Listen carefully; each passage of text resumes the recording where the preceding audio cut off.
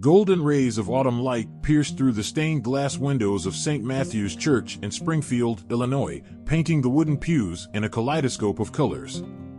Reverend James Carter stood at the altar, his weathered hands gently arranging fresh flowers, a weekly ritual he had maintained for the past 20 years. At 62, his silver hair and kind eyes reflected the wisdom gained from a lifetime of service to his community. The church doors creaked open, and Clara Hayes walked in, her designer heels clicking against the stone floor, a sound so foreign in this humble space. James smiled, remembering the young girl who used to help him tend to the church garden every Sunday after service. Now, at 34, Clara was a successful executive at Global Tech Industries in Chicago, but she never forgot her roots in Springfield. "Reverend Carter," she called out, her voice echoing through the empty church. "I need your guidance more than ever." James turned to face her, immediately noticing the uncertainty in her expression. Clara had always been an open book to him, ever since he helped her family through difficult times when she was just a child. "What troubles you, my dear?" Clara sat in the front pew, smoothing her pencil skirt, a nervous habit she had never outgrown. "I've been invited to the wedding of the year in Chicago. The Winters Montgomery wedding. Both families are major clients at Global Tech, and everyone who's anyone will be there."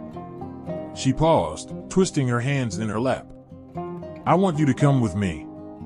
James blinked in surprise. "Me?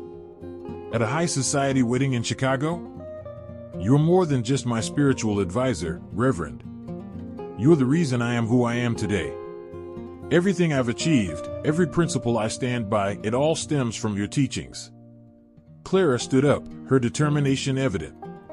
"These people, they live in a different world. A world where success is measured by bank accounts and social connections. I want them to meet someone who measures success by the lives he's touched." James walked down the altar steps, his expression thoughtful. "Clara, I appreciate the invitation, but I'm a simple man. I might not fit in with such elaborate company." "That's exactly why you need to be there," Clara insisted. "The wedding is in 2 weeks. Sylvia Harper, one of the most influential board members, is the maid of honor. She's been dropping hints that I might be considered for a senior position, but..." She hesitated, her voice dropping. "Sometimes I feel like I'm losing myself in their world." James studied her carefully, seeing beyond her polished exterior to the conflicted soul within. After a moment of contemplation, he nodded slowly. "If you believe my presence would help you stay true to yourself, then I'll be honored to attend." Clara's face lit up, but James noticed a flicker of something else in her eyes, worry, perhaps. Before he could inquire further, she was already heading toward the door, her phone buzzing with incoming messages. "I'll send you all the details, Reverend. And thank you. This means more to me than you know." As the church doors closed behind her, James returned to his flowers, wondering what challenges awaited in the glittering world of Chicago's elite. Little did he know, this wedding would test not only his faith, but also his ability to bridge two vastly different worlds, all while helping Clara navigate the treacherous waters of power, ambition, and authenticity. The Ritz-Carlton Chicago loomed before them, its gleaming glass facade reflecting the city lights like 1,000 stars. James adjusted his simple clerical collar, feeling distinctly out of place among the stream of designer suits and evening gowns flowing through the hotel's grand entrance. Clara stood beside him, elegant in her burgundy cocktail dress, but her fingers nervously tapped against her clutch. "Remember," Clara whispered as they entered the opulent ballroom, "Sylvia Harper has a way of testing people. Just be yourself, Reverend." The room was a testament to excess. Crystal chandeliers cast rainbow reflections across marble floors, while ice sculptures depicted the soon-to-be married couple in frozen splendor. Waiters glided between guests, offering champagne in flutes that probably cost more than James's monthly church donations. "Clara Hayes." A sharp voice cut through the ambient chatter. Sylvia Harper approached, her designer dress seeming to catch every light in the room. Her smile was practiced, precise, and didn't quite reach her eyes. "And this must be your special guest, Reverend James Carter," Clara introduced proudly. He's been a mentor and inspiration to me since childhood. Sylvia's perfectly manicured eyebrow arched. A small-town preacher? How quaint. She took a deliberate sip of champagne. You know, Clara, the board has been watching your progress closely. It's essential to show that you understand our world, our values. Her emphasis on our was subtle but unmistakable. Before Clara could respond, a commotion near the entrance drew their attention. Henry Collins, the founder and CEO of Global Tech, had arrived. He was shorter than James had imagined, but his presence commanded respect. To everyone's surprise, he headed straight for their group. Clara. Henry's warm greeting seemed genuine. And who do we have here? As Clara made introductions, James noticed something peculiar in Henry's expression, a flash of recognition. But they had never met before. The CEO's next words confirmed James's suspicion that there was more to this encounter than mere courtesy. Reverend Carter, your reputation precedes you, Henry said, his voice carrying a weight that made Sylvia shift uncomfortably. I've heard remarkable things about your work in Springfield. Sylvia's composure faltered momentarily. You know of Reverend Carter's work? Indeed, Henry replied, but offered no further explanation. Instead, he turned to James with an intensity that suggested unspoken depths. I hope you'll stay for my announcement later. It's quite relevant to your interests. As Henry moved on to greet other guests, Sylvia's calculating gaze darted between Clara and James. The power dynamic had shifted, but to what end? Clara squeezed James's arm, her earlier nervousness now tinged with curiosity. The evening continued, a carefully choreographed dance of social niceties and subtle power plays. James observed it all with quiet wisdom, noticing how Sylvia kept glancing their way, her perfect facade occasionally cracking to reveal glimpses of genuine confusion and concern. I don't understand, she finally confronted Clara during a quiet moment. Of all people you could have brought to impress the board, why him? What game are you playing? Clara stood straighter, finding strength in James's steady presence. Not everything is a game, Sylvia. Sometimes the most powerful statements are the simplest truths. As the string quartet began a new melody, James couldn't shake the feeling that Henry Collins's upcoming announcement would change everything. The tension in the room was building, like the pressure before a storm, and somewhere in the glittering crowd, secrets were waiting to be revealed. The wedding ceremony had concluded, and the reception was in full swing when Marcus Thompson, the lead violinist of the string quartet, approached James during a brief intermission. His hands trembled slightly as he spoke, his voice barely audible above the ambient chatter. Reverend Carter? I never thought I'd see you again. Marcus glanced nervously around the room. Do you remember the summer of 2015? Springfield Community Center? James studied the young man's face, recognition dawning in his eyes. Marcus? The troubled young musician who stayed at our shelter? A warm smile spread across his face. You've come so far. Nearby, Sylvia Harper pretended to be engrossed in conversation while clearly straining to hear their exchange. Clara, who had been mingling with board members, noticed the interaction and moved closer. The Reverend saved my life, Marcus announced, his voice growing stronger. I was ready to give up everything to my music, my dreams. But he convinced me to keep playing, even arranged for me to practice at the church when I had nowhere else to go. A small crowd had gathered, drawn by the earnest emotion in Marcus's voice. Even some of the wedding party members paused their celebrations to listen. Now look at you, James said softly. Leading the quartet at Chicago's most prestigious events. Henry Collins appeared at the edge of the group, his expression unreadable as he observed the scene. Sylvia, sensing another shift in the room's dynamics, couldn't contain herself any longer. How terribly touching, she interjected, her voice dripping with artificial sweetness.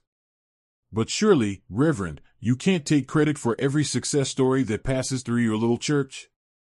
Before James could respond, Henry stepped forward. Actually, Sylvia, I believe he can take credit for many more than we know. He turned to address the gathered crowd.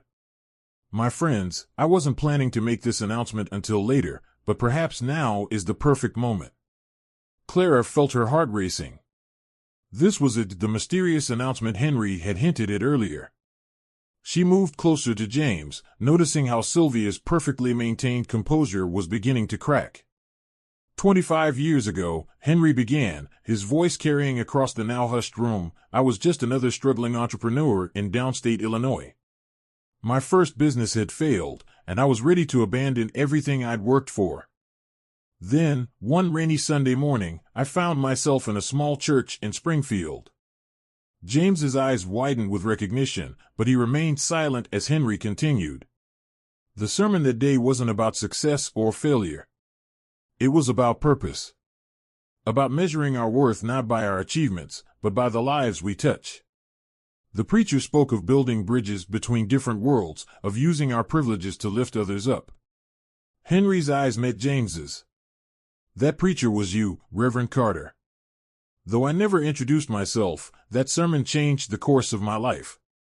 Sylvia's champagne glass trembled slightly in her hand as the implications of this revelation began to sink in. Clara watched in amazement as the carefully constructed social hierarchy of the evening began to shift and transform. But Henry wasn't finished. He reached into his jacket pocket and withdrew an envelope. Which brings me to my announcement. Global Tech is launching a new initiative, one that will bridge the gap between corporate success and community service. And we want you, Reverend Carter, to help lead it. The crowd buzzed with whispers as Henry continued to outline his vision. In the midst of it all, James stood quietly, his humble presence somehow more commanding than all the evening's opulence. Clara felt tears welling in her eyes as she watched her two worlds, the ambitious corporate realm and the genuine community service she'd grown up with, begin to merge in ways she never imagined possible. As Henry's words hung in the air, Sylvia Harper suddenly dropped her champagne glass, sending crystal shards scattering across the marble floor. But it wasn't the glass breaking that caught everyone's attention, it was the tears streaming down her face. I can't do this anymore, she whispered, then louder, I can't keep pretending. The crowd fell silent as Sylvia turned to face James, her carefully constructed facade crumbling completely. You don't remember me, do you, Reverend Carter? 15 years ago, I wasn't Sylvia Harper, the successful businesswoman. I was Sarah Henderson, the homeless teenager who spent 3 months sleeping in your church's shelter. Clara gasped. The infamous Sylvia Harper, the woman who seemed to embody everything about corporate success and social status, had once been one of the many people James had helped. I changed my name, reinvented myself, buried my past so deeply that sometimes I convinced myself it never happened, Sylvia continued, her voice trembling. When I heard Clara was bringing you tonight, I panicked. I thought you'd expose my secret, ruin everything I'd built. James stepped forward, his expression gentle. Sarah. Sylvia. Your secret was never mine to tell. But why carry such shame for a past that shows nothing but your strength and resilience? Henry Collins moved closer, his face showing surprise, but also understanding. Is this why you've been so adamantly opposed to our community outreach programs, Sylvia? Why you fought against every corporate social responsibility initiative I've proposed? Sylvia nodded, wiping tears away. I was afraid.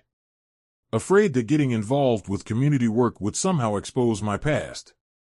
Afraid that everyone would discover that the polished, Harvard-educated board member was once a brave young woman who rebuilt her life from nothing, James finished for her.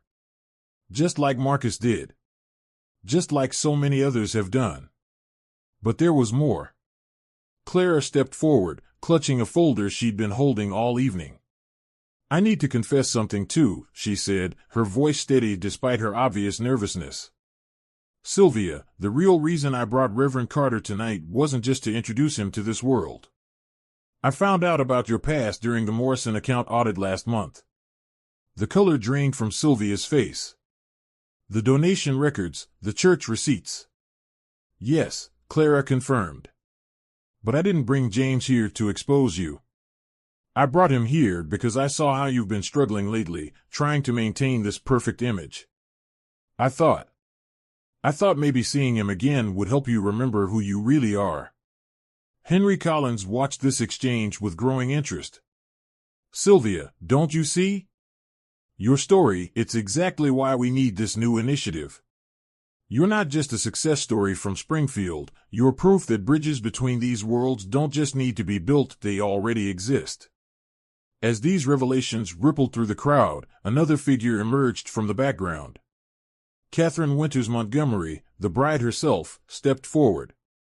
Actually, she said, her wedding gown rustling softly as she moved, I have something to add to this conversation. Something that will change everything we've been discussing tonight. Catherine Winters Montgomery, resplendent in her designer wedding gown, stood before the gathered crowd with an air of quiet determination.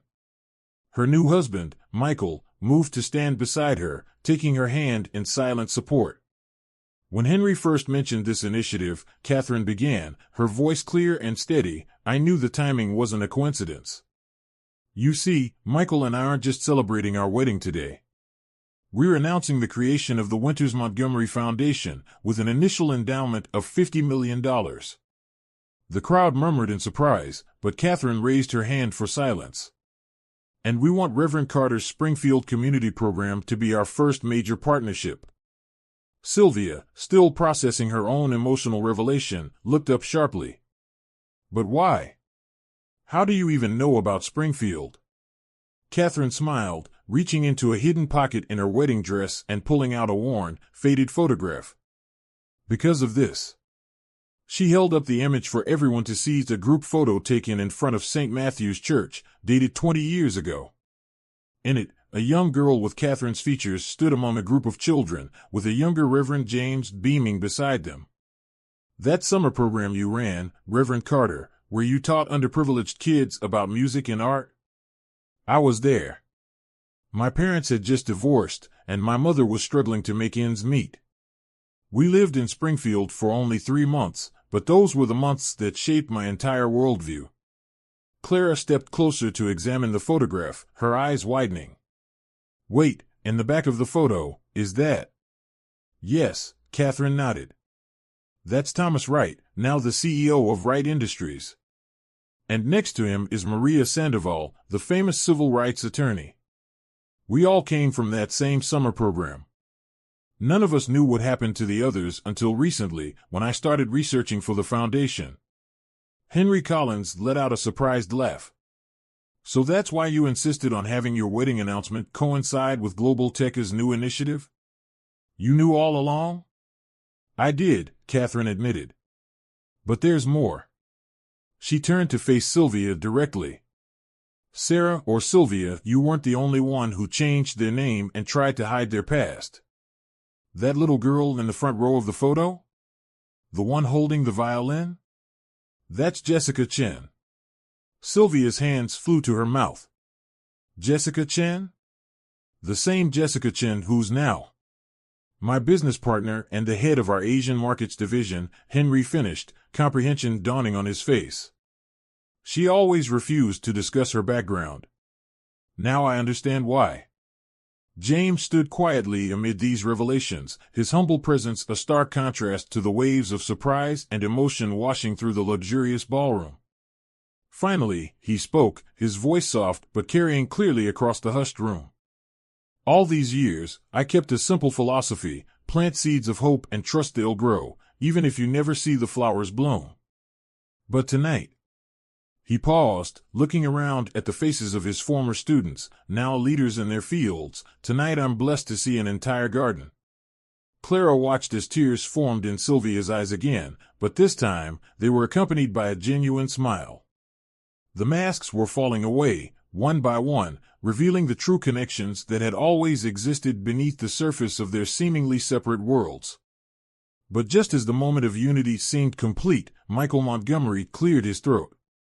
There's one final piece to this puzzle, he said, his expression serious. And it involves everyone in this room in ways none of you could have imagined. Michael Montgomery's words hung in the air as he reached inside his tuxedo jacket and withdrew a thick manila envelope. What Catherine didn't mention is why we chose this specific date for our wedding. Today marks exactly 30 years since Reverend Carter's first community program began in Springfield. He opened the envelope and pulled out a stack of documents.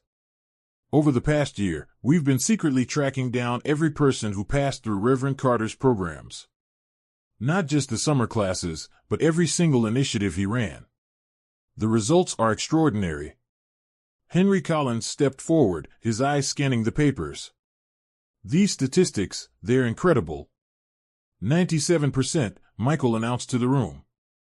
97% of the people who participated in Reverend Carter's programs went on to achieve significant personal or professional success.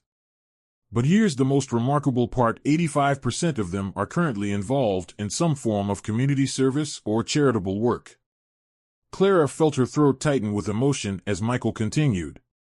We're not just launching a foundation today. We're creating a network connecting all these successful individuals who share one common thread. They learned the value of compassion and community from one humble reverend in Springfield. Sylvia, who had been quietly processing everything, suddenly straightened up. The Morrison account, the one Clara was auditing. It wasn't just about old donation records, was it? Clara shook her head. The Morrison Foundation is one of dozens started by Reverend Carter's former students. When I began connecting the dots, I realized just how far his influence had spread. That's when I knew I had to bring him here tonight. James stood in the center of it all, his eyes glistening. I never kept records, he said softly. I simply tried to help everyone who came through those church doors. And that's exactly why we did, Catherine replied. Every person we contacted had the same response: they wanted to give back, to continue your legacy. The Winters Montgomery Foundation isn't just our initiative, it's a collaboration between every major company represented in this room. Henry stepped onto the small stage, gesturing for James to join him. Our new global tech initiative isn't just about community service. We're creating a nationwide program based on Reverend Carter's model. Every major corporation here has pledged their support. Including Wright Industries, a voice called out. Thomas Wright emerged from the crowd. And we're not just pledging money. We're pledging to change how we measure corporate success. Jessica Chen, formerly known as the little girl with the violin, appeared next to him.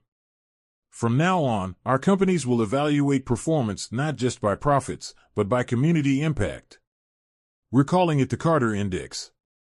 James raised his hands, overwhelmed. Please, I'm just a simple reverend who taught us that true success isn't about what we achieve, Sylvia interrupted, stepping forward. It's about who we help along the way. She turned to Clara. Thank you for bringing him here tonight. You reminded all of us where we came from and, more importantly, who we really are.